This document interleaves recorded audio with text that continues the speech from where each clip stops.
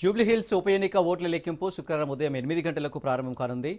అనుమతి ఉన్నవారు మాత్రమే లెక్కింపు కేంద్రం వద్దకు రావాలని రిటర్నింగ్ ఆఫీసర్ కర్ణన్ తెలిపారు.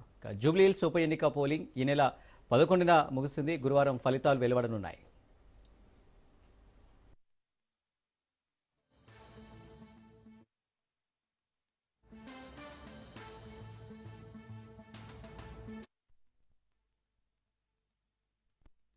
ఉప ఎన్నిక ఓట్ల లెక్కింపునకు అన్ని ఏర్పాట్లు పూర్తి చేస్తామని ఆయన అన్నారు. ఉదయం పోస్టల్ బ్యాలెట్ల ప్రారంభమవుతుందని తెలిపారు.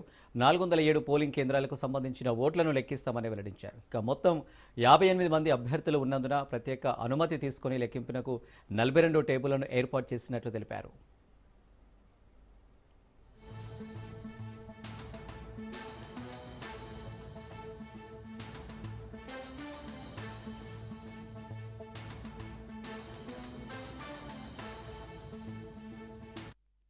పది రౌండ్లలో కౌంటింగ్ పూర్తి చేస్తామని ఆర్ఓ కర్ణన్ తెలియజేశారు. కౌంటింగ్ కోసం మొత్తం 186 మంది సిబ్బందిని కేటాయించినట్లు తెలిపారు.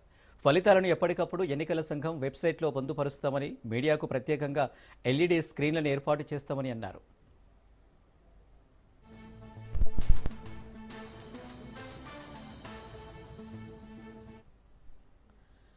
ఓట్ల లెక్కింపు కేంద్రం వద్ద 250 మంది పోలీసులతో బందోబస్తు ఏర్పాటు చేసినట్లు నగర జాయింట్ సిపి తెలిపారు.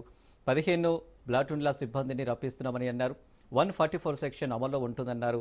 అనుమతి ఉన్నవారు లెక్కింపు కేంద్రాల వద్దకు రావాలని సూచించారు. శాంతి భద్రతలకు భంగం వాటిల్లితే చర్యలు తప్పవని హెచ్చరించారు.